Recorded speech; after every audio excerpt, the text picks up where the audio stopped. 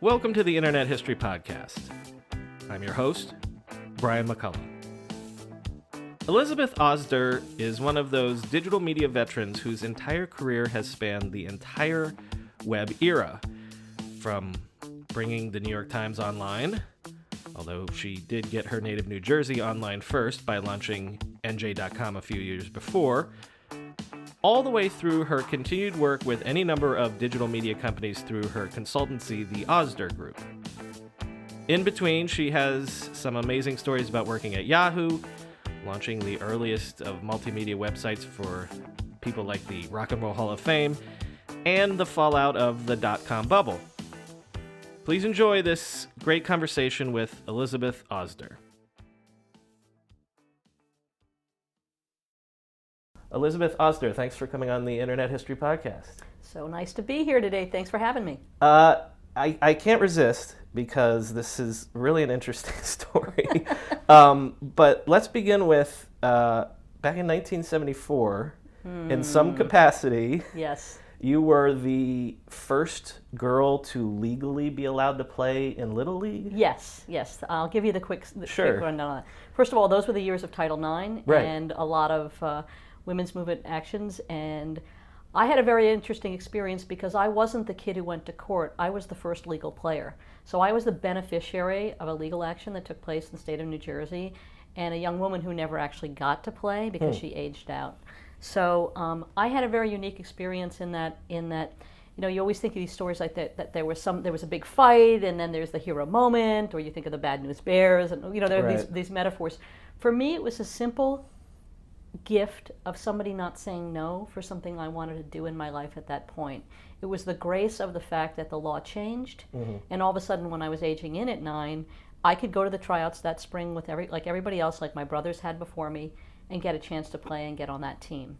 And I always look back at that moment for the great grace in just having said, yes, you can. No one had to say, yes, you can. Nobody had to say you couldn't. I just got to do it as a result of that. And then I was the first girl, so I got quite a lot of media attention, which contributed to my career.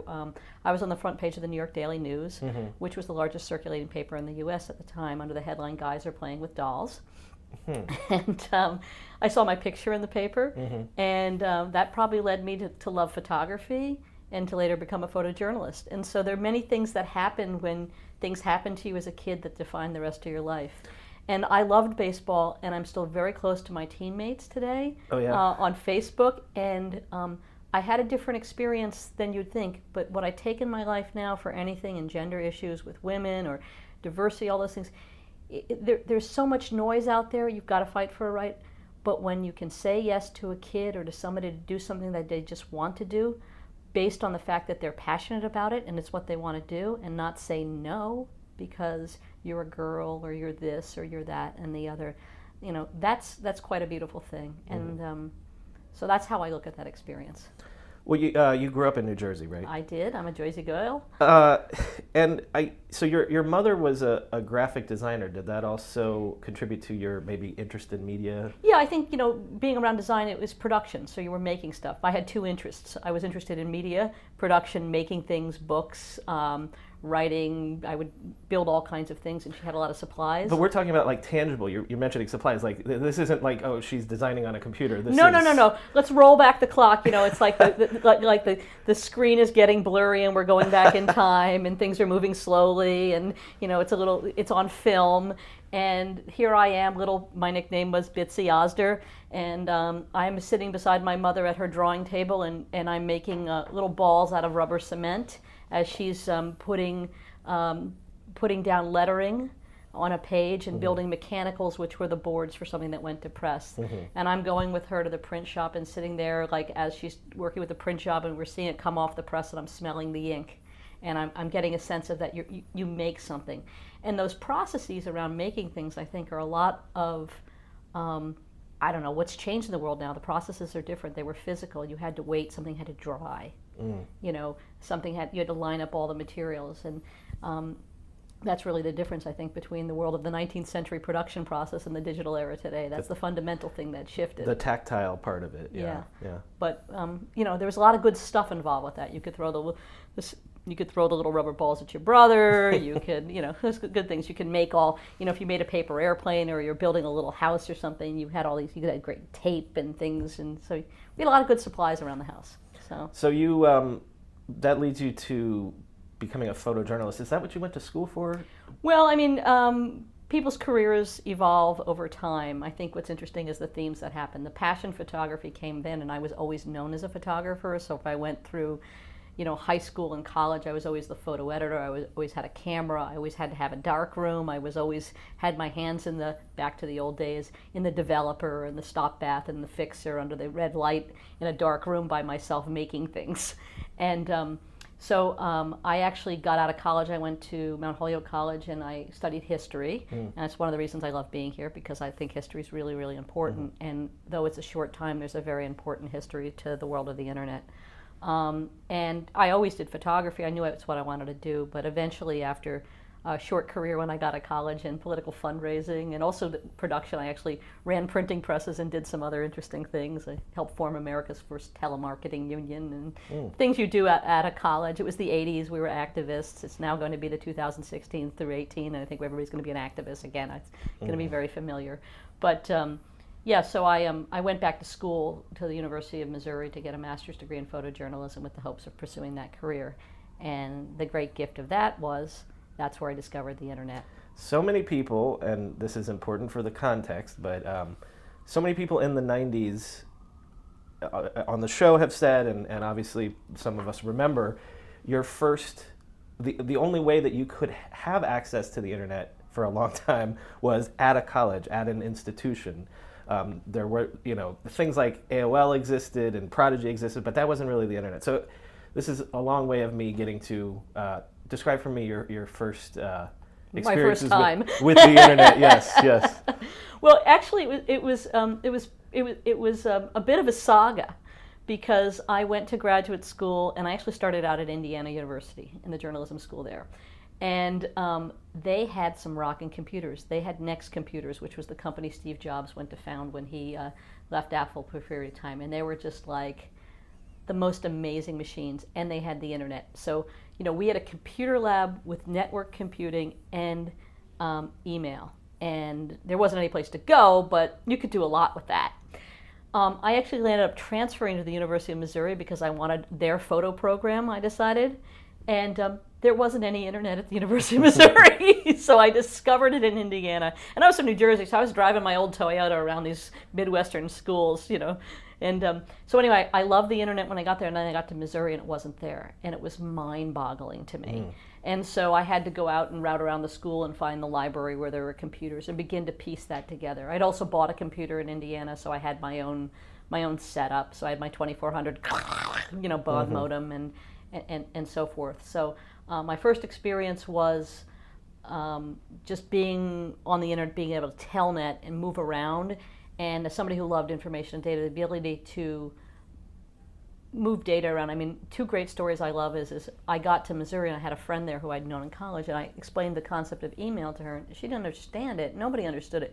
So I went to the library with her and I said, okay, you know, we're going to do this. I'm going to send an email, okay, whatever that is. So then I went to another building on the other side of campus and we got it there. And I said, like, well, it just, you know, so we sent it from building A and now we're going to walk to building B and we're going to get it. And it's just like, well, how to get there? And so there was just no situational awareness to the world that was going to come in the majority of people.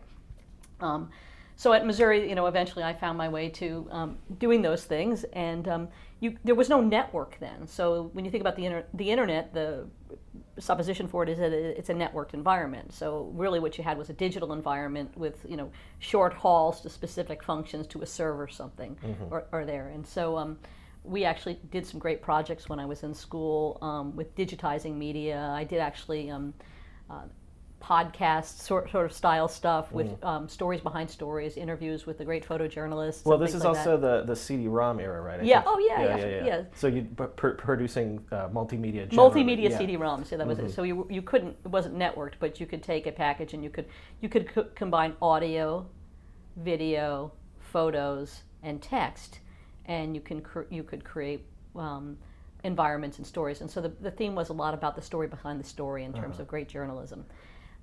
So that's really how I started playing with computers. And then one of the reasons I went to Missouri is they had something called a Kodak D6, which was a 40-pound backpack and a big Nikon camera, and it allowed you to take 6 digital photographs. So you could get it back on time. So.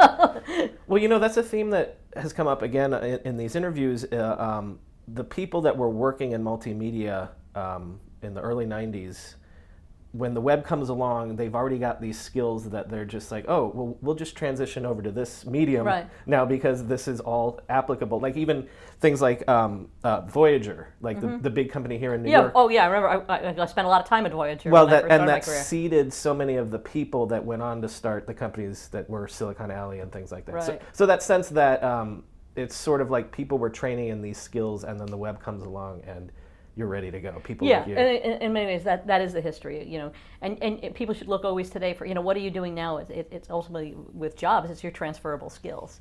So I had started to pivot away from the photography and start learning this multimedia stuff. So what could I do with that? There's a long story there, but what happened with me is I went on a fellowship to a place called the Poynter Institute. And they had never heard of the internet, but it was the think tank for the future of journalism, one of the many think tanks for the future of journalism that's still thinking about it. And I actually told them about the internet, and I got a chance to work there to put them on the online. It was with a Galacticom BBS, with there was a graphics package. I can't remember the name of it, which you could have buttons and things like that. But I actually worked with them to build their first online service in 1992. And as part of that, we were working with the Raleigh News and Observer, which was one of the early adopters for newspapers online that was venturing. There was skunk works at different chains. And I actually was up in Raleigh to learn how to use their Galacticom BBS. And I used to lead, it was Bulletin Board magazine, there was a BBS magazine, and that's where you get all your information and things like that. But I went there, and that was actually, the first time I saw the World Wide Web, which was the Lillehammer Olympics. Oh, right, yeah. That was the first time I saw it. It was the first time I experienced what I'd call networked hyperlinks. So the ability to annotate text and to move three-dimensionally was something you would do in CD-ROMs.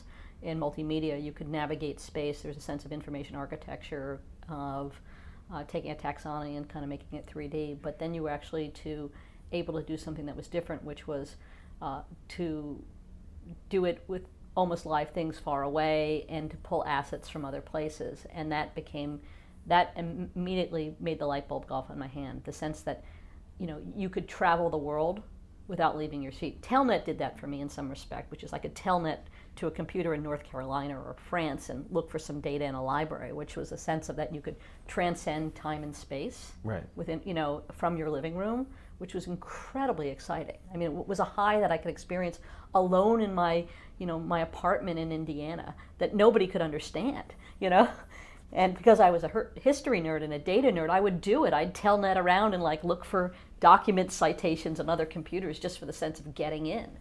So part of me feels like you want to hear this. I feel sort of boring, but this is these are wonderful moments.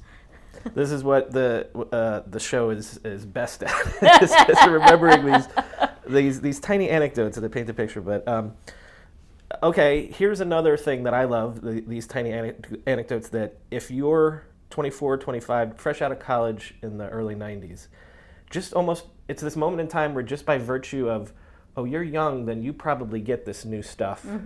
And I feel like looking at your career that you were a part of this beautiful moment, because coming right out of school, you're going into things like the New York Times, which we'll get to. I don't want to jump around, but the sense that just by virtue of being young, you can get these great jobs right out of school Yeah, because well, you're going to train these there's people. a hell of a story there. Okay. And that's a real story for everybody. Which is, first of all, I was a little older because I'd gone, I was had gone back to graduate school a little later. But I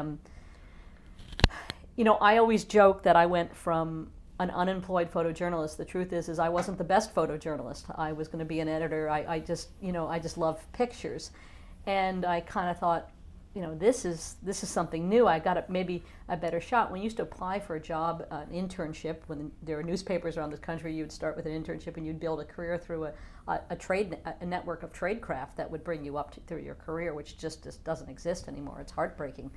And I didn't have a great shot at getting those jobs, given where my portfolio was in shooting. Mm-hmm. And also, I wasn't shooting as well because I was spending all the time playing on computers. So I went to school, an unemployed photojournalist who wanted to try to find a job, and I came out of school the world's leading authority about what news would be online, which was very bizarre. Which I would, and how I did it was by building networks, just like you would do now today on LinkedIn or anything else. I found the only people that had email addresses were people like, the head of the Wall Street Journal doing this, or the head of the Advanced Publishing, very prominent people. So I'd find their email addresses and I'd be like, hey, I've just done this project at Poynter, like I'm looking for a job, and the world would roll out. And the funny story for me is so I'm getting out of graduate school, and I get a bunch of opportunities. The first one was to be the editor of the managing editor or the general manager of The Gate, which was the San Francisco Chronicle's paper. Now, if I'd gone to San Francisco in 1993, I think the whole world would have opened up in a different direction. Mm-hmm. Life is life. My father had passed away, and I needed to come home to take care of family business. And so I came home, and I got offered the first job at the Wall Street Journal Interactive. So here I am coming out of school getting a job at the San Francisco Chronicle, a major metro daily, at this weird thing they're doing, the Wall Street Journal, and then the third job offer I got was from something called Newhouse Newspapers New Media, which was a skunk works in Jersey City looking at what the internet could be for the Newhouse advanced publications, at the time Condé Nast, Random House, and the third largest newspaper chain. And was weird. There was nothing going on in Manhattan with any of this, but there was something going on in Jersey City and in South Jersey at the Wall Street Journal, because there was nothing going on in the city yet. And the Newhouses were experimenting with the MIT Media Lab in some projects to learn about this new thing, and they had created something called the India Journal, which was an information service for South Asian Indians that lived in Jersey City, who could go into an Indian deli and they could push a big red button and they could get cricket scores from India. So we're building a test information service for them. So my interview for that job was, I drove in my old Toyota. I drove back from the Midwest, and I went down, and I was talking with them in this ratty building in Journal Square, and the phone rang. It was a real phone, like phone rang. Yeah. Remember that. Yeah. We're talking ancient history here. And we needed to go down to a deli. So I went with Jeff Jarvis, who's very prominent today and very well known. I went with him and a guy named Kevin Cook, and I sat on the sticky floor of an Indian grocery chain while Kevin fixed the duplex printer that these reports would come out of. Yeah. And it was just an amazing thing. And so I'm sitting here going, well, I can't move to San Francisco because I have to help my family. That would be kind of where I would want to go, because I want an adventure. I have responsibilities, and now I can go to the Wall Street Journal. And this guy, Neil Buddy, he was amazing, offering me this job, and it was pretty cool. Or I just thought, this is really weird. How often do you, roll out a sticky floor? And I went to the Englewood Public Library, and I looked up the company in a book, and I realized what they owned. That they owned. I remember I went to the library to find out what they owned, because you couldn't find it online then. Right. And I was like, I don't know, this could be big. So I took the road less traveled. I took the job with, it wasn't a brand because I wasn't going to the newspaper. It was just, I joined a posse of people to figure some stuff out. And that's what became Advanced Digital? Yeah, it is that now. Yeah, okay. It was, and it was, that was a lot, many iterations forward. So at this job, this is where MJ.com starts from? Yes, or, we started. MJ.com was one of the products we launched. So what is that? And I always ask in the sense that on day one when it launched, if I am a news consumer and I go to nj.com, what are you providing me? Is it just the existing news from the print edition that day, or? And with shovelware, I mean, primarily there are two things that are going on. I think there's more of a story there, if you'd indulge me. Yeah, please. Which is, first of all, you have to roll, again, back in time. There was the internet, but there was nothing on it. Mm-hmm. Okay, so it's great that it's there, but now there's, now you didn't need Google because there was nothing there. That's why you had Yahoo that could make a list. As things got there, you just added it to the list. So what the vision was really these platforms as a distribution vehicle, a way of delivering the news and information, the reporting that was delivered online. And they were primarily thought of to deliver that information. So it's basically was what they call lovingly shovelware. Mm. You take what's in the paper and you allow it to be digitized and available to people through a browser. And we had to figure out user experience, which wasn't called that, but you had to design it. And actually one of the great designers I worked with had been at doing the CD-ROMs for Newsweek, which was one of the few projects in New York, and to build those designs and make it happen. And so it was sort of unremarkable. What was remarkable was the vision to break away from your brands and say for the Newark Star-Ledger that it's going to be newjersey.com. We actually did a partnership with Philly.com at the time. The Inquirer was a very fine newspaper. The Star-Ledger was a very fine newspaper. And we brought them together and tried to create a regional news service. So the idea was to start by putting what you had in the papers online, but then the idea was to build an information service around it. And that's where the fun really began. And that's really what I excelled at. But let me underline, we've talked about before on the show that the newspapers have been experimenting with digital as a delivery method going back to the late 70s, early 80s. Like Absolutely. Knight Ridder did a lot of this stuff.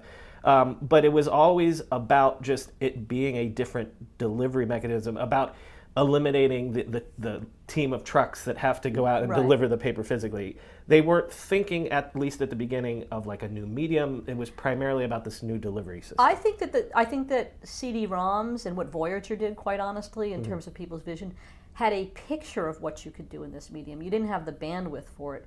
So I think there was an absolute magical, authentic moment of creativity that was being unleashed, that some of the smartest people I know in the news business are the people from the SIAA and the news, so the information services business, this was a consumer delivery of what was the information services business, Nexus, Lexus, and things like that. Right. But from the moment these things started, people were saying, we can do more with this. We can serve new needs. We can deliver different stuff. We can tell different kinds of stories. And that's where my work really took off. I was actually never really involved in shovelware. In all my career, I was the skunk works within the establishment. That was my role. And I kept pushing to the next place where I could play more outside of that. So to go back to Advance, we launched New Jersey Online, but we also did, I would produce packages that were kind of like little CD-ROMs, like we did a roadside tour of New Jersey, a diner tour. You would do fun facts, things to do with, you start developing these packages that were much more richly lifestyle driven, that would hold the chance to bring in new consumers and new audiences, and then hopefully eventually the pressure wasn't on to monetize at those days. So it was purely experimental. It was a wonderful lab where you could learn about engagement. And you didn't have a lot of metrics. We had to invent the metrics. We didn't have a sense to understand behavior. It was very driven by our own creativity. The world's very much flipped now, where it's driven by consumer insights and really deriving a lot of things, and design thinking and empathy and all of those. It's all about the user. It's all about the user. We didn't know who they were, so we kind of were doing what we thought worked, and then we'd see how well it went, and then we'd try something else. Well, and also because there were no users. There's no template, and there's no existing paradigm. There aren't things like CMSs. No. So like you're basically just given carte blanche to figure out what works and run in that direction. Right. And so it was, if you think about it, the people that were going into this stuff were slightly feral. We were all the ones who, there are 2 points of view with a job, I think, as I got older, which is you either make a job or you fail a job. Everybody who was doing this was making a job, and I've always continued to make a job and not fail a job. And we had to make up what it was. We had to have ideas. And there were other projects there that were really fun, were something called the Yuckiest Site on the Internet, which was the first science content for kids on the Internet. There was no educational content on the Internet yet. And it was started out, we would do partnerships with places and communities. So we did a partnership with the Liberty Science Center with a woman named Betty the Bug Lady, who used to get on to what's this, David Letterman's show a lot, and bring her cockroach collection. And we worked with Betty the Bug Lady, and we developed the yuckiest site on the internet. And the first chapter of the yuckiest site on the internet was Cockroach World. And making that site was so much fun with my designer friend. The logo was spectacular, and it was done with, Paul Minchell shampoo on a scanner painted on. And in order to make the cockroaches, we brought dead cockroaches back and we scanned them on, so we had this real tactile, very depthful, scans of cockroaches, and it was fun. And we hired illustrators and we started telling stories. There wasn't anything like that. That piece, we were in Newsweek. It was Cool Site of the Day, which was a whole trend then. Many cool sites of a day, but that was in Newsweek and some other places that got real play. So those were the kinds of things that we got to do there. And I could tell you one other story from that, because I think these are important projects, I think, in terms of when there was nothing and then there was something, and then all the things you did to figure it out. So really transformational in my career was I started going around to the Newhouse newspapers and working with them to try to find what I'd call today, I call them learning curve projects. So you'd have to go to a publisher and you'd have to say, have to get their buy-in. There were guild issues. People didn't want, you were allowed to come in from corporate and do a project. So everything was sort of very strange. But, you had to go to a publisher and you wanted to show them a magic trick, something that they would get behind supporting this. So we were sent out as small little evangelists to the communities, to the newspaper. So I worked very closely with Cleveland. And I remember I had a set of, they were my magic tricks. Basically, the first thing you would do if you wanted to capture somebody's attention was you would you'd find a computer and you'd dial in and you'd find a way to find them on the internet. If they weren't there, you'd put them before you went. Because if you could show somebody that they're there, then they would get interested. Right. And so that was my skunkworks technique to get the publishers buy-in. But we did a partnership in Cleveland for the opening of the Rock and Roll Hall of Fame, and I think this is I think a great story. The Rock and Roll Hall of Fame was opening that year in Cleveland. Cleveland 94? Was Cleveland was having a resurgence. And so we went out to Cleveland and we thought, we went to the Rock and Roll Hall of Fame. I went with a publisher and I met them, and they didn't know what the internet was. And they were trying to work with like one TV display or something like that. It was just objects in museums and cases. So we told them about this thing. We said, hey, we'll build you a site, rockhall.com. So we built rockhall.com. I worked with a local design agency. And we did a lot of things with it, but there was audio on it, there were songs on it, there were interviews, so there was tenets of multimedia, things that I produced. But there was also a game mechanic, and that game mechanic was wasn't really more of a game mechanic, it was a discussion board really more, but you were looking for something to engage people like a game. That's how you would talk about it. Actually, that's an old phrase for me, not a new one. Gamification. Yeah, and because it made sense. It's like, how do you get people to really play with this? You make a game out of it, just like you make a game out of, the surprise inside. These are good marketing terms. But anyway, so the gamification, there was this discussion of what were the top 500, a debate about the top 500 songs that would make in rock and roll history. So we put up these discussion boards, and it went wild. Well, I was at the rock and roll opening. It was great fun. I did live reporting. I had a 12-picture camera, and my friend and I, we interviewed people and uploaded the stories to the site. But it was a huge weekend. It was spectacular. I mean, I was a reporter. I was photographing. I was writing. I was uploading. I was a multimedia journalist in 1994, and I had built the site. Yeah. And it was a massive event, the opening of the Rock and Roll Hall of Fame. So I get back, and then on the following Sunday, I get back, and the Sunday of that event, I can't get home, and I don't read the New York Times that week because I was in Cleveland. But I get home, and somebody says, did you see the New York Times? They had done a full page in the Week in Review about a place called the Internet, where there was a discussion going on and a debate between people who were not in the same place. in this online space discussing the top 500 songs in rock and roll. And there was a full page of quotes from it. Mm-hmm. So they dedicated a full page in the New York Times to this thing that I had just been working on. And so that was a massive moment for me. It was like, holy cow, I'm made. You know, this is good. As you say, like, things would happen to you.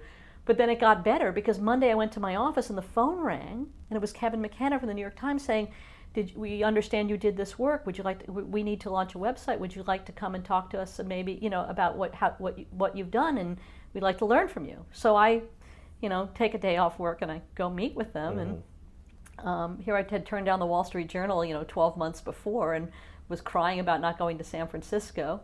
And well, they made me an offer I couldn't refuse. And before I know it, I was working for the New York Times, trying to figure out what their website was going to be. Well, so your title was, according to your LinkedIn, content development editor. Yes. So did you know what that entailed? Did they know what that entailed? Well, it's funny. I've always made my own titles up, and I think that there's been a couple that I've had that were kind of where things are going. That was when people said the word content hadn't become even ugly yet, which was debated for many years in the late 90s, the early 2000s. Content, oh, it's a terrible term, content.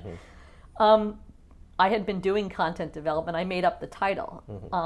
But I didn't want to go. We had a huge team of producers that were involved in capturing the daily newspaper online as it was, the shovelware.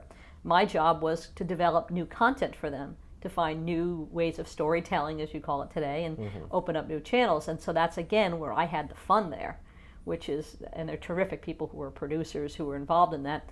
The only thing that really broke from the regular news was as they would publish 3 times a day, and we had somebody who would do updates of the news throughout the day. It was a big drama. Could you update this throughout the day? Would it be okay? Let me dial us back just a little bit. 'Cause I actually, Martin Nisenholtz has been on the show, and we've talked about this launching of getting the New York Times online. But I want you to we probably have very different perspectives. That's why you're here. The foxhole. So, as I understand it, the New York Times had a pre-existing relationship with AOL. Okay, so they had some form of a site on AOL. Yeah.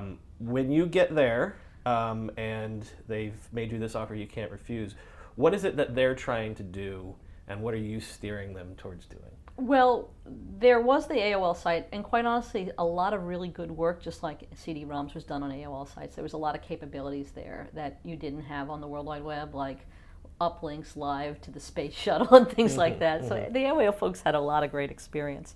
But I was there explicit. At the minute they made a decision that they needed to be an HT, a .com. And so I was there to work on that .com team. And there was a select group of people from the newspaper that had come over to lead that initiative. Martin was hired as the leader, which was odd because he was from the outside, but then his lieutenants were all very insiders at the time, and then I was kind of another outsider that came in. I think at the time it was 6 months of just trying to figure out how to get everything built and technology. But again, I was to the side. There was Cyber Times that was trying to report on the internet. That was a special section. And I was given the other stuff to do. So the other stuff for me at launch was the discussion forums, so the sense of community and how that would work. And I started and ran that for a number of years. And these were very controversial. I mean, it wasn't good for a newspaper that wasn't sure whether they wanted to do it. So go into that a little bit. There's pushback from who? Well, there's pushback. I like to tell the story of the launch from this.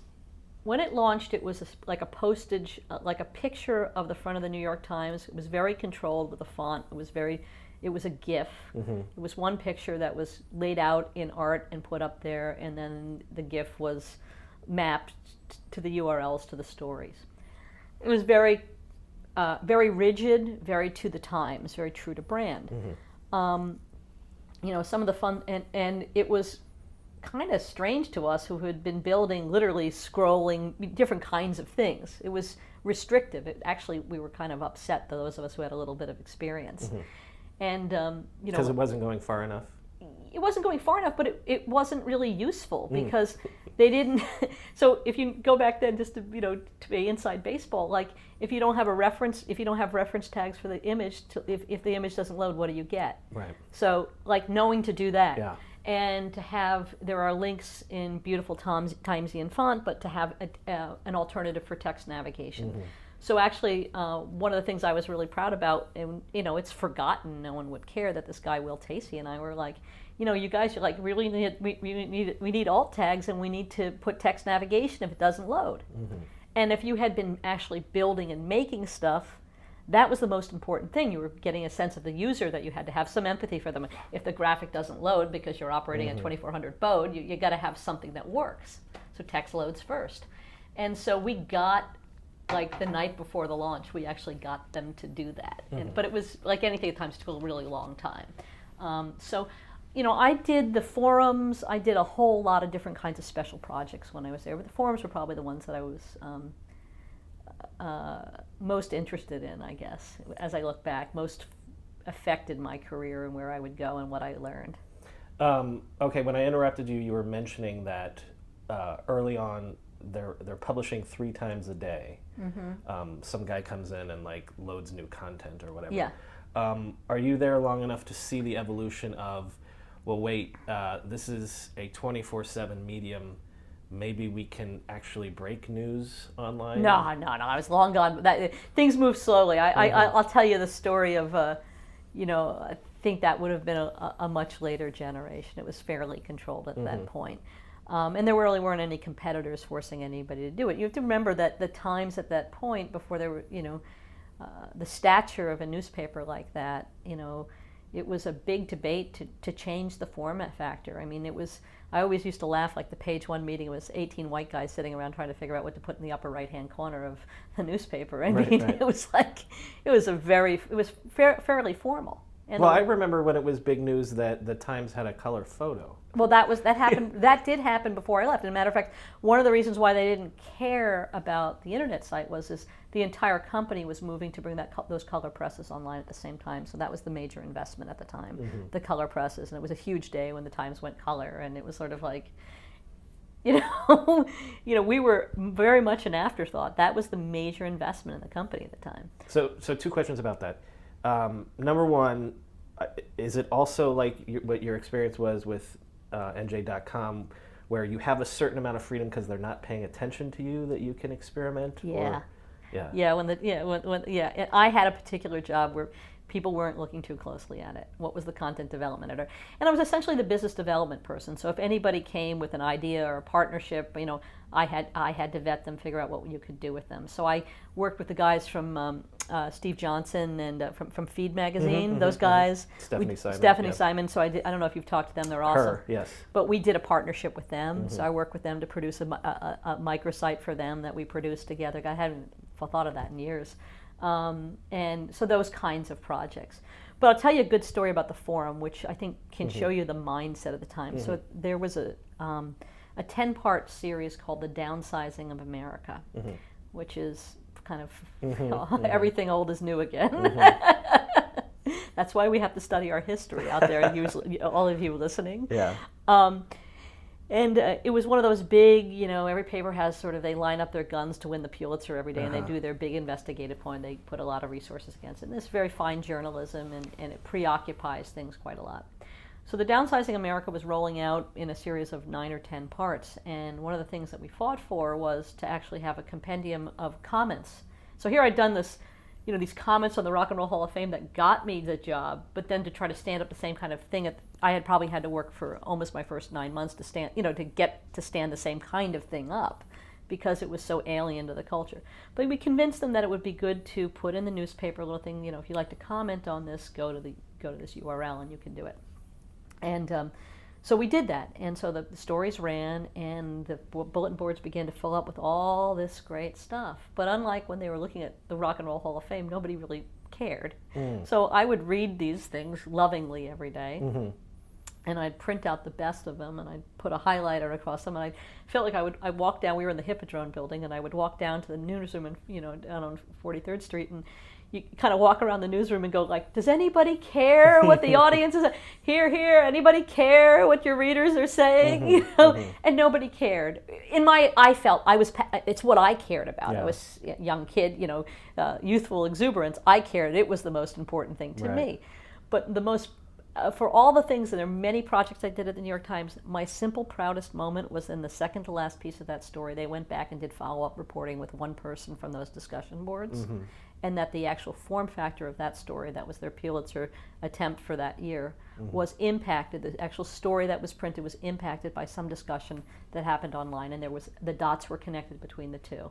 And it is lost to anybody but me, but I think it's evidence historically of just how slow things were moving, how alien these things were, and how you had to be dogged for a real win at an institution like that. Whereas if you were today, everybody is sort of, if you're going rogue or you're doing a startup or something, you can just do anything you want. But if you're choosing to, you only had a choice to do it at those institutions, and you had to you had to just be dogged. You had to have them say no 100 times before they'd say yes, and you had to be happy with the thing that you got to do. Because an institution like that sees a new idea, goes out and hires the young hotshot to bring those ideas in, but then when you're actually there and you're executing those ideas, they've already forgotten about you. Is that? Yeah, I think that's probably it too. Maybe I was a bit of a pain in the neck. I don't know, but they all listen. There's a shiny object syndrome in every. And so I had a really good run there. The other thing I did there, which is that was on my editorial, is I actually switched jobs. I became the first director of product development, and there had been nobody with the title of product development in the media industry at all. I, again, like content development editor, made it up, changed my title to product management. Didn't exist anywhere, and there was a lot of problems. Things couldn't get done. So I started a product group. I wrote a big proposal to Martin asking for this, and I got 3 people. I got an engineer, I got a cross-functional team, a product manager, an engineer, and a designer. And we were able to, and we actually sat between the business and the ad side, and I called it Geneva, Switzerland, the neutral land between. Right. Where we would take all the projects that would come in that they didn't fit anywhere to do. There was no place to develop. Technology would develop the technology, but there was nobody to essentially define the requirements. Projects like what? Well, the biggest one to start out was the 1998 redesign of the Times site, from that original postage stamp to the scrolling hypertext-driven site. So it was 18 sections. It was 15 months, section by section, each one done as a separate business plan, and it was waterfall in that sense. You did your you did your market and product requirements, and then you rolled it out. But so we redesigned the site from soup to nuts, and that occupied the second part of my career there very, very much. And I personally was proud of the fact that I made this thing up called product by researching how things happened at design agencies, which we used a few of, and in software development. You just kind of learned about how other people did things, and you realize we didn't have a way of doing it, so we needed to develop a methodology or process. And product management really took hold, and I spent a lot of what I call my rock star years of the 90s running around evangelizing that concept, to see all the product people everywhere now, the chief product officers and all of those things. I feel like in some small way I laid a foundation for that, and that's one thing I am particularly proud of. It's lost. There are many reasons why it came about, but I was the only person with that title, and I was the one who was going around. I was a young woman. I was at the New York Times, and they let me go around and kind of evangelize things, and I feel somehow I advanced that discipline, which was a way of figuring out how to put a group together that knew how to build the right way for the internet in the middle of companies that were in manufacturing processes for other kinds of goods. So before we leave the Times, and you might not have been privy to these sorts of things, but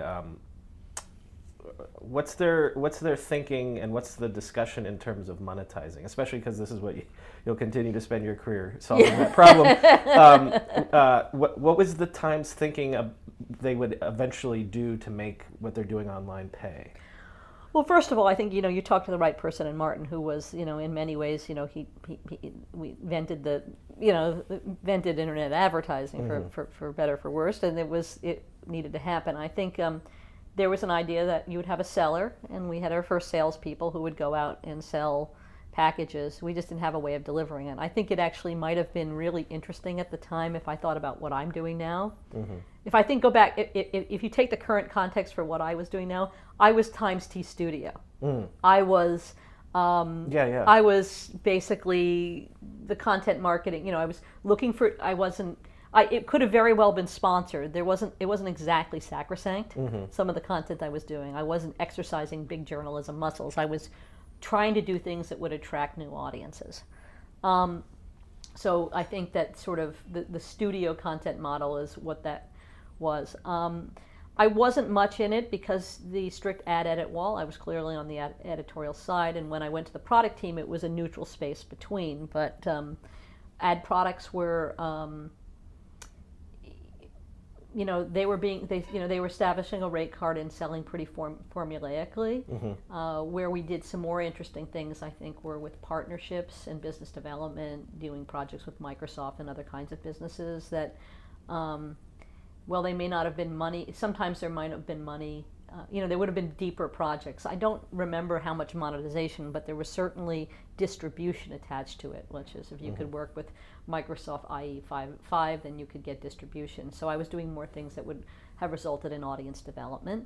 And I think, and that plays out today, which is audience development is everything. So I was really early in that space. This might be out of order chronologically, but I read that Jeff Bezos tried to recruit you at one point to be like a creative director or editorial director. I don't even know where Amazon. that's written anywhere. Was my, there were a couple of interesting meetings that I remember now. The first great meeting was it wasn't great at the time, but I still had it. It was Elon Musk, who's still in my cell phone under his company Zip2. Zip2, right. So meeting with him. So that's pre PayPal. Elon Musk. Yeah, Zip2, when he was just getting out of the University of Pennsylvania. And then the other one was Jeff Bezos, who, it's another great story, what projects at the time, which is Jeff Bezos came to tell us about his giant Amazonian book idea and what he was going to do. And I was we were doing one of the special things I was doing. I was working with IBM to produce the New York Times book review online. And I have a great story about that, actually. I will tell you, because it's fun. It's funny and fun. And it shows you what things are like. But so I met him then, and he contacted me afterwards, and I flew to Seattle and met with a bunch of people, and he was offering me the job of a creative director for what was going to be Amazon.com, and I said no. I said, I'm building the New York Times book review with IBM. I'm not going to Seattle for this. So, these things come and go. It was a moment. I remember the conversations really well. I remember wanting to be excited about it, but there are golden handcuffs. Where I was a little bit rogue when I started, I kind of I'll just go sit on the sticky floor of the deli. I think at some point you're at the New York Times, you want to do something great that's of that brand, and it's kind of golden handcuffs. And leaving there was a hard thing to do, but that was a great project. I don't know if it ever launched, but I will tell you how do we figure out how to do things. So IBM is a formidable company with a great deal of resources, going through some extremely interesting transformations now. But at the time, it was run by program managers, had a strict process, the way they did things, and the New York Times book review was run by a wonderful editor named Becky Sinkler, who was a woman who knew her literature and was fun and interesting. So I would sit in this room with this guy Mike and this woman Becky to talk about, well, what would the book review be online? How can we do that? We'd sit in this little conference room. And days would go by and nothing would happen. And it was just surreal until I kept seeing this guy, I kept looking at his palm. And it was just weird. She'd just go on, be creative, on about things. It was great fun. We could do this. It could fly, all this creative vision. It's awesome. Brilliant frickin' mind. There's nothing more sublime than a great editor really juicing on something. It's beautiful. And then this guy just felt totally out of place. So then I looked, I said, what are you looking at? And he showed me, he unraveled his process card. So he was trying to listen to what she was saying and trying to figure out how to append it to his IBM software development process. And he couldn't, there was no communication happening. So I realized he was doing that, and so I stopped everything, and I said, Becky, come on, we're going to start all over again. And I took his card, and I wrote the process up on a whiteboard. We actually had whiteboards. That's how modern we were. On the board, not chalk. And I wrote his process, and then I renamed everything on his card to what it would have been in her editorial process. And I created a translation document so we could begin to work together. Because, he literally can't think outside that framework. You have to. I built a translation document. It was like,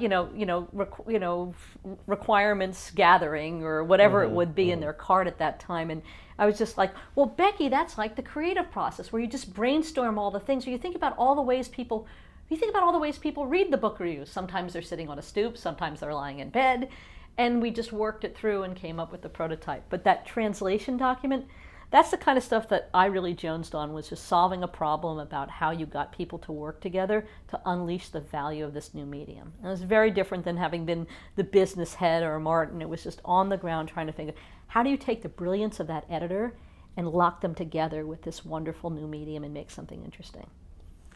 I, in the interest of time, I don't mean to skip over, and in fact, if you stop me, if there's a great story here. No, and I'm sorry if I'm taking so much time. These are good stories. No, listen, we're going exactly the way I want. But so after, in the late 90s, you're at IXL, is that how you would say that? IXL. It's not Razorfish at the time. No. It becomes Razorfish later. So what is IXL, and what did you do there? Well, that was I ran their media and entertainment practice out of New York. It was, at the time, there were a lot of internet development shops, so consulting firms that would have been like IBM, who actually knew how to do things. They were basically product development shops to build internet sites. There were a lot of them. There were some well-funded roll-ups. IXL, Scient, and Viant were the big ones, and they were many small agencies in all these cities that were doing these things. There were pockets of them all that got rolled up into these big companies. So those were the three. IXL was one, and I was building their media practice here in New York. And so that's where you are through the bubble days. Yes, through the decline, which is another funny story. I was like at our executive retreat in Santa Barbara at the Four Seasons, and something like, the stock price went from like $38 to 38 cents, and I think we all had to pay our way out of the hotel. It was like, it's when it busted.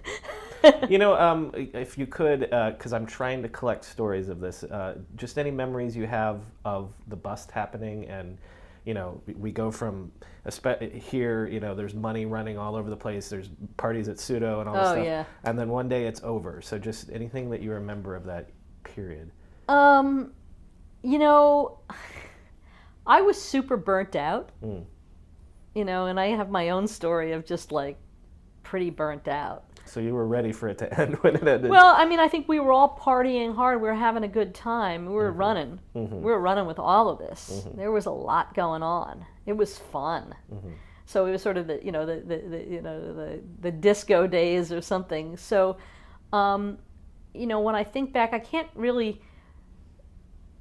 I just have this sense of. It's almost like a depressing feeling, like something was torn away, and a tremendous fear about what you would do next. It was a little bit, I can't say I landed. Actually, it wasn't too long after that. What year would that be? I guess the bust 99, and the Nasdaq hits its height in March of 2000. So 2000. The tail end of 2000 and into 2001 is what the nuclear winter. Yeah. And that was it. But the thing is then you kind of hit 9/11. So and when you think about New York, there's a proximity between those two things. So what I did, there was nothing going on. I applied for something called a night fellowship at Stanford, and I had nothing. I remember I would sit at my desk and was working on my resume and that application, and I had nothing to do. There weren't any more parties. That's what I remember. So I put all my energy into. I applied for this thing, and I got it, and I actually moved on 9/11, which was very, very strange. So. How much was there a sense that it turns out the internet was just a fad? Look, what was a fad was. I didn't take a flyer with a startup. I didn't, I wasn't at the sock puppet company. I wasn't doing that. I was always sort of doing journalism in some form. I was trying to sustain those brands and experiment with those brands that connected with people on a daily basis. my love of newspapers probably coming from having been in a newspaper. So I was in very much that space. Even though I was at IXL, I was solving problems for publishers. I had Time Inc., the Financial Times, the News Corp. I had big clients. So the fact that there was, it couldn't have been over. It was just, there's nothing worse in life when one thing ends before the next thing presents itself. And there certainly was, people didn't lose jobs who were, the New York Times didn't lay people off. IXL did, it went belly up pretty well. So when your severance was over, if you got one, in probably a few years later, a lot of people went back to being baristas or whatever the equivalent was. I found my out by going back to school and moving to California. So. Right. So, as you say, you were ready for a break, so you spent a couple years in academia, but you've moved out to the West Coast at this point. Yeah. So, do you go to Overture when it's still Overture, or once it's in Yahoo? It's still Overture, but it's just been acquired by Yahoo. Okay. So, but the little piece there is that in 2000, right before the bust, I had a consulting job. Is that I was consulting for a company called Applied Semantics that was in LA that developed AdSense. And I was working on Publisher Sense for them. So nothing was going on, but my old boss at IXL was working with these guys who had this thing, and I helped them out a little bit. And so I worked for Cash Not Equity. That was my other Bezos moment, which was no pre-IPO Google shares. So I got $10,000 in cash versus $10,000 in equity. I had a choice. Right. So the reason why I bring that up is because what we were doing is I was working on what was called Publisher Sense, and they had Domain Sense, and then they had AdSense for monetization, which became Google's monetization engine. And when I went to Overture, I had taught for 2 years. I was on a 2-year visiting appointment at the Annenberg School. I went to Overture to run product development for Content Match, which was their competitor to AdSense. And so there was a reason why, when I was leaving, it was the perfect job for me because it picked up on this innovation that I was doing. Overture had been deeply intertwined with Google and lost that product deeply intertwined with Applied Semantics. Right. And then they when Google bought them, they pulled out, and Yahoo had to rebuild that platform. To be clear, then, what they're working on is matching based on the content of a site or a given page. Yes. Advertising and things like that are relevant to that content. Right. So basically, it's machine reading text, pulling out keywords. So it's what you could do with that technology is sort of great stuff: auto categorization, summarization, and metadata extraction. So you could read through something, you could extract the metadata, then you could match it to the metadata on an ad, and boom, you would have a story and a contextual ad, a story and a contextual ad. Okay, so this is about 2004. You join Overture, rapidly becomes Yahoo. Yep. So what is your job at Yahoo?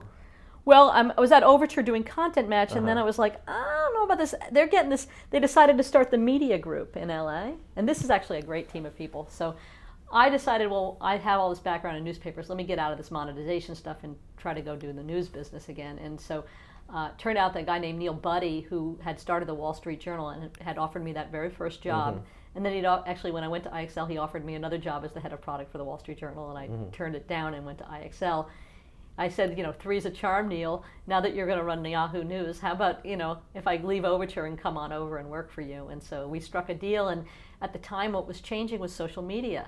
And so I basically went into run product for Yahoo News, but with a focus on social media and what Yahoo could do with that. And that was the point of which they were building a great bench of some really interesting people to look at.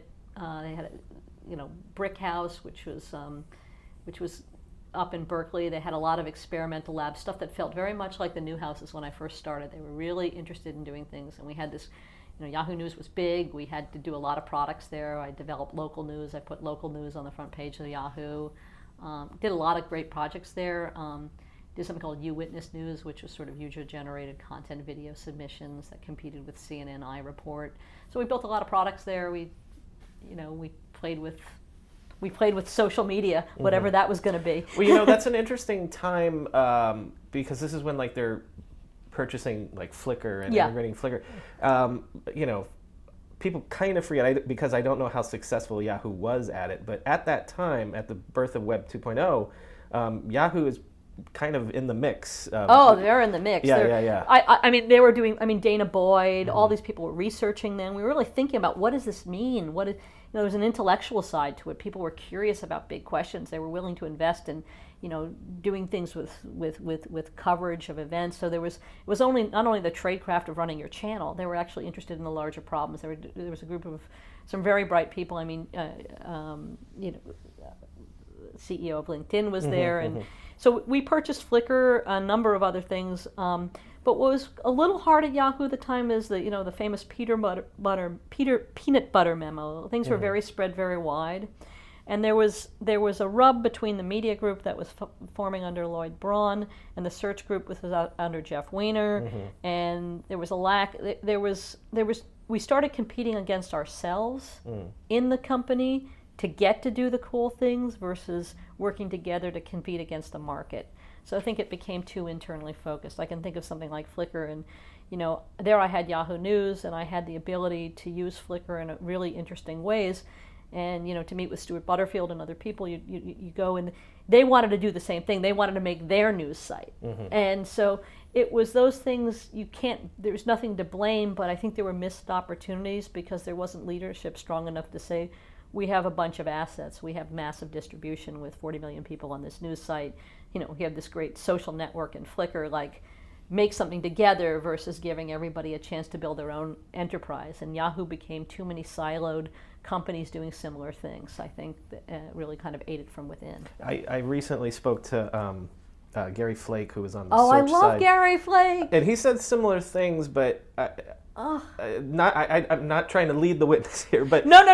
But I miss him. I remember sitting in a room with Gary Flake trying to design how we would do local news for Yahoo. It's one of the best conversations, and I think I love his brain. Yeah. Well, so again, I'm married. There's nothing there. Not to lead the witness as I lead you, but Yahoo famously, even early on, said we're not a technology company. We're not a technology company, and after the bubble bursts, they succeed in rebuilding this business around being a media company. Right. So is that part of the problem that they have, is that they never really know what they are and at their core what their DNA is?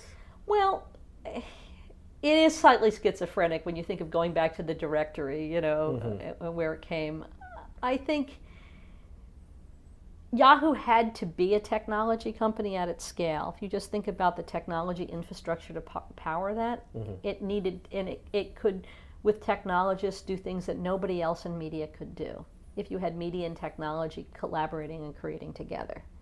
I think that they skewed more rather than creating products that took unique advantage of creating content products that were dynamic and media driven, just trying to look like a media company. I think in many ways, not to look to make media brands that would compete with media. I mean, they were a distribution channel for legitimate media, for established media brands. They played in that ecosystem well. They fed them revenue.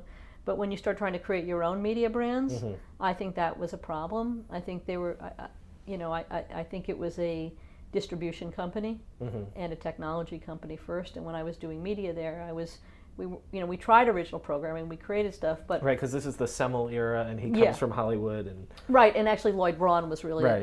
They did a food site, and they did, we had Kevin, a reporter who went around the world, and they were fun. They were novelty projects. They felt very much like what I got to do at Advance, and what I got to do at the Times. There were these little skunkworks experiments, but they captured too much mind share. You weren't going to be producing shows.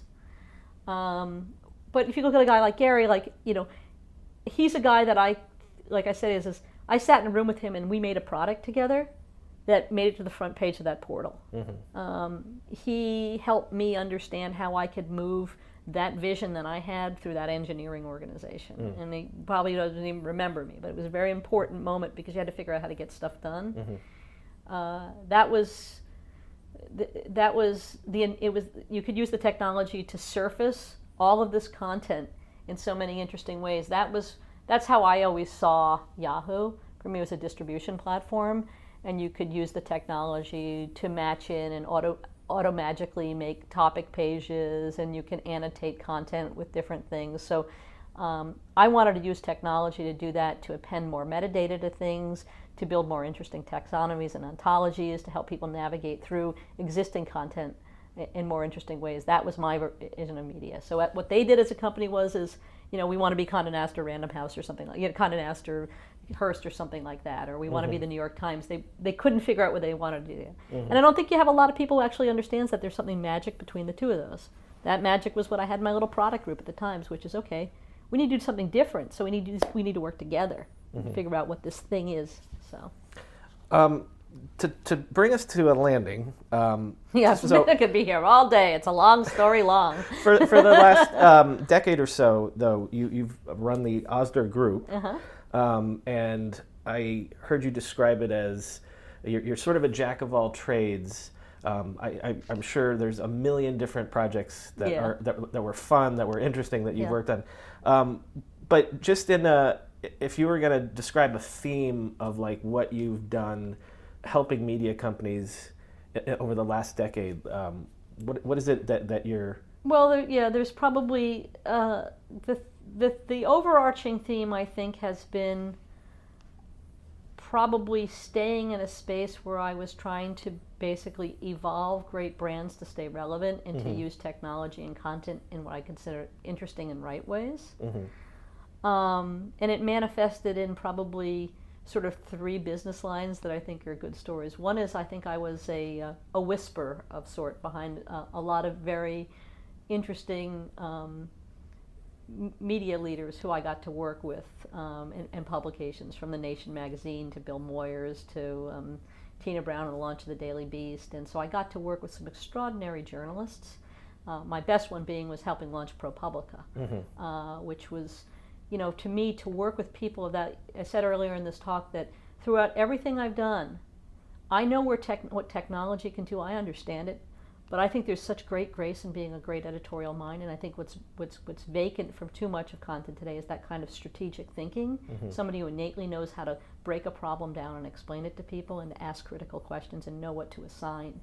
These were great journalists, and to bring them to the internet, to help them launch products, to get their thinking in that space, was something I was passionate about. ProPublica just announced today, I think, that they're hiring like a dozen new reporters. Yeah. And when I went to ProPublica, they called me up and they're like, they had raised, let's say, their first tranche of money, a few $1 million. Well, they were like, well, we're ready to spend like most of it to build a website. So what do we spend it on? They were ready. I came in there with a big budget, and I spent 1/100th of that.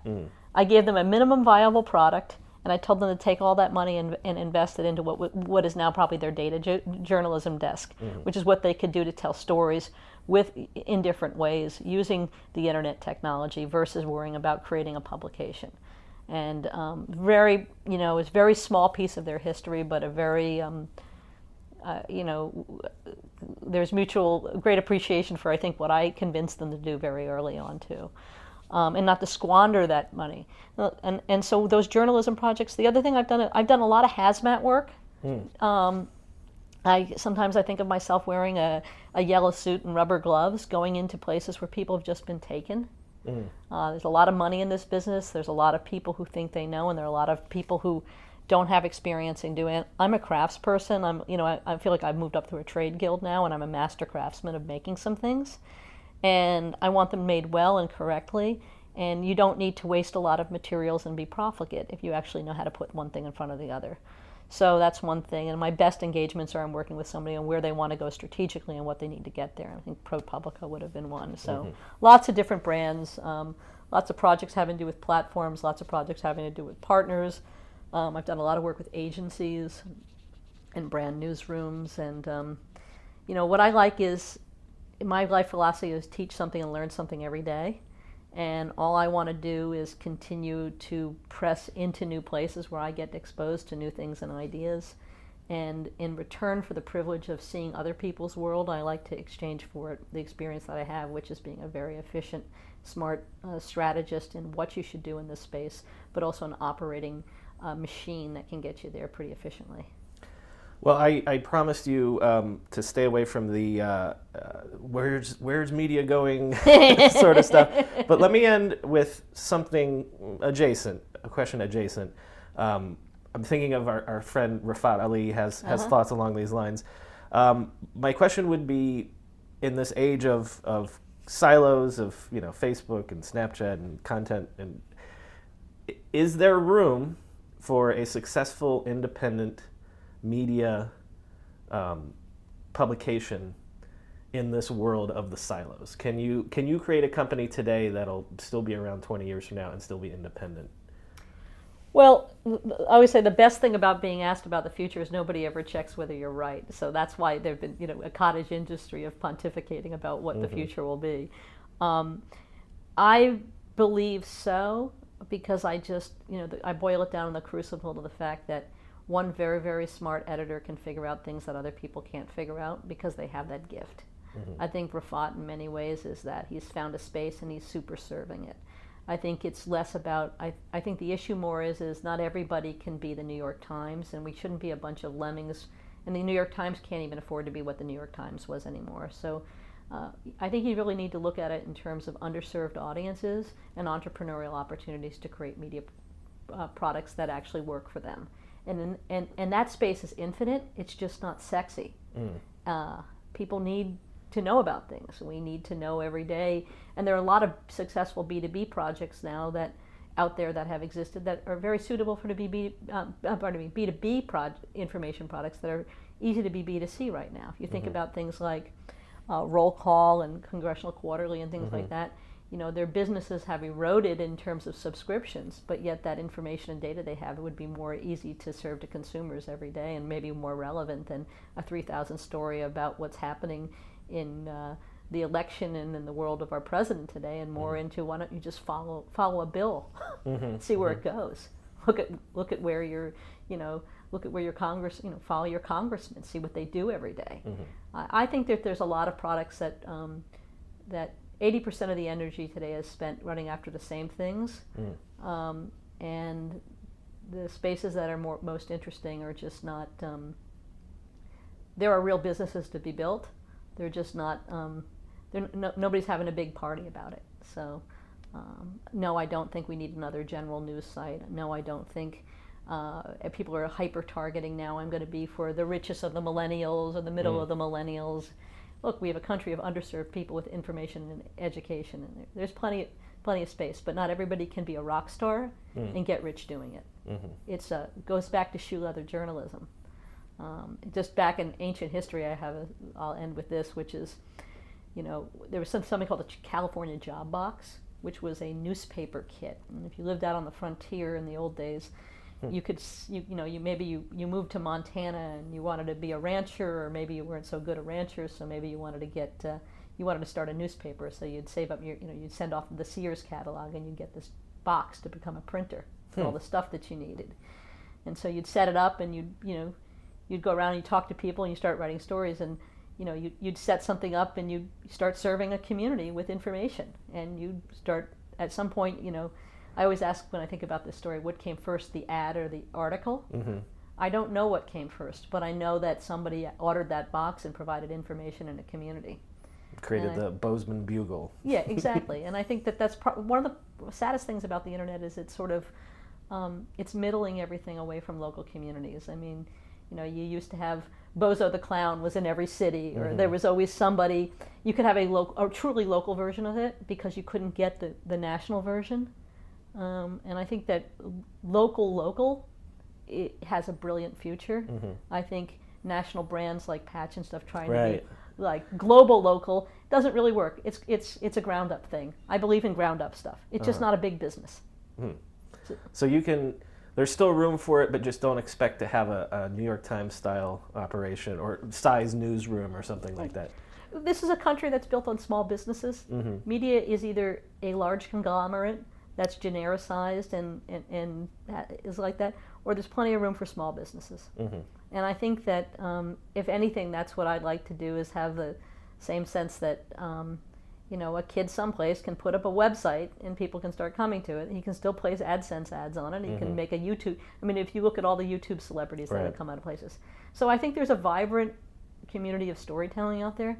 I think what's gotten wrong is this notion that if you work in internet media, you're going to get rich.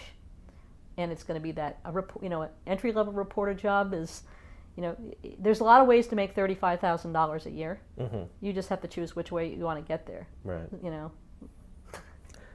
Well, listen, I actually think that's a bright and hopeful way to end. So whether it proves out or not, that's I think a hopeful vision. So Elizabeth Osder, thanks for coming on the show, sharing that vision and your story. It was great. Thanks for having me. It was a real pleasure, really. It's fun to think about these things, and I hope there's some I hope there's some lessons learned for people in it. So thank you.